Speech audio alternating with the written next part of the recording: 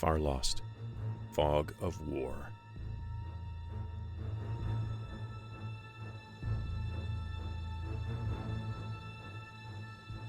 Five. The invasion came out of nowhere. A new class of ships nobody could identify sailed from the Kesh shipyard straight for the winter belt. Networks across the solar system debated what they were for. Some feared an outright assault, but too many were comfortable with the status quo and assured everyone that they were exploratory craft. Days later, the ships arrived at the belt, flying dumbbells with engines on one end and what were revealed to be weapons platforms on the other. These rock smashers nuked a path through the thick shield of asteroids that had kept Belters safe from aggression for centuries. What followed was genocide. Entire pressurized asteroids were cracked open to the vacuum like eggs. Hundreds of thousands of sentient beings died. There was no stopping them. Worse still, traitors inside the belt guided the invaders, providing intelligence, disabling minds, and turning some of the guided asteroids around to attack Belter ships and habitats. Refugees fought for resources and vessels to flee, doing as much damage to communities and defenses as the Guard advance itself. Just 4 days later, the rock smashers cleared the last of the belt's defenses and spread out, taking up positions around the most populous and richest rocks in the belt. And everywhere, pirates feasted on survivors in the Guard's wake. Madness descended on the belt until the 5th day. On the 5th day, a storm of undetected asteroids and meteorites tore through the Guard armada. Then hundreds of fleeing civilian craft turned as one and pushed back. Instantly, the Guard advance was halted, their communications blocked, and breaching pods, a generation faster and more sophisticated than anything even the Guard possessed, began burrowing into the invaders. The push broke the back of the invasion in a handful of hours. In the end, every Guard ship that entered the belt was destroyed. It was a bloody and total defeat. No Guard surrenders were accepted. The genocide they wrought was returned in chillingly effective kind. Soon after the push, the saviors of the winter belt disappeared back into the shadows. To this day, no one truly knows who had funded them or trained them. Each year he was in school, his teachers would offer a new theory, but no one really knew. Peter had always been more interested in the fictional accounts of the WDF than the documentaries. As a kid, he'd spent all his lieu on graphic novels and war vids chronicling the push. The stories were amazing and heroic as a child. As a young man, the stories he heard changed and became disturbing.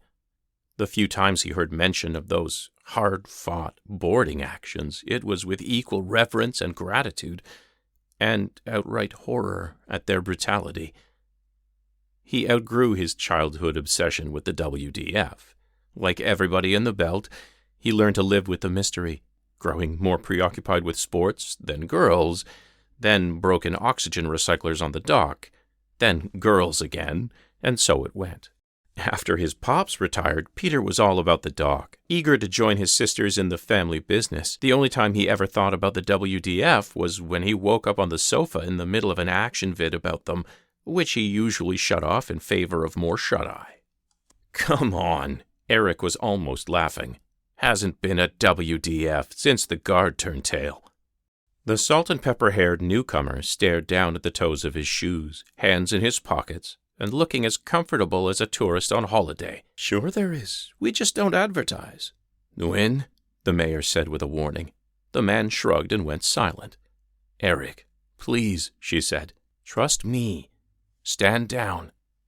She beckoned to the nearest officer, who looked between his mayor and his chief, Torn.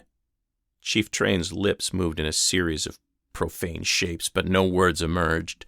Finally, he holstered his pistol and waved the officer on. Your word's not gonna get them out of the warrant chasing them, and I don't care what rank they say their Pirate Inc. gives them. Not Pirate Inc., Mayor Otana said, taking a small med kit from the approaching officer. Peter was still struggling to catch up. He watched the mayor pull out a skin regenerator and apply it to the back of her wrist. "There, WDF." Hara nodded, eyes down, face drawn.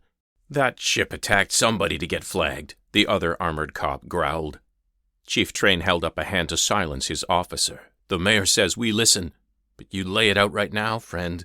So help me." "Not my place, friend," the one Hara called Nguyen said. "Want to sign up? We're recruiting. Want to know more? Just talk to the ranking officer here on Olin." Recruiting? Ranking officer? A dozen thoughts collided in the back of Peter's head. Before she was mayor, Hara worked for the police. She was on track for chief, Pops said, before she won her first election. Before that, she co-founded Otana Mechanical, before handing over the day-to-day to her husband to become Mayor Olin and take her turn raising their kids. Everyone said she was a crazy pilot, crazy skilled, and crazy, like all the best pilots. He flashed to the first summer he and Philip worked the dock for his Pops, when Mrs. Otana had saved his life. Then his brain bounced back to the negotiation with Ellie and what Hara had said. "I know I'm from away. 10 years from refugee to mayor. Ranking officer!" The chief's voice was higher than normal. Peter hadn't ever heard him so nervous, almost as if he was thinking the same insane thing Peter was thinking. "Yes," Hara said. Her eyes brimming with tears, she held up her hand. It looked burned now, red and swollen from the skin regenerator. Peter only saw the black circle with captain's bars inside. "Me," Hara said, in a tiny, fragile voice. Sergeant Blocker and the Skanen jerked to attention and saluted. Nguyen only sketched a lazy two-fingered salute. Looking at his mayor, the mother of his friend, Peter knew it was true. It was like he had always known, but couldn't put the pieces together until now. "The struggle is real," Nguyen said, his voice syrupy and disdainful.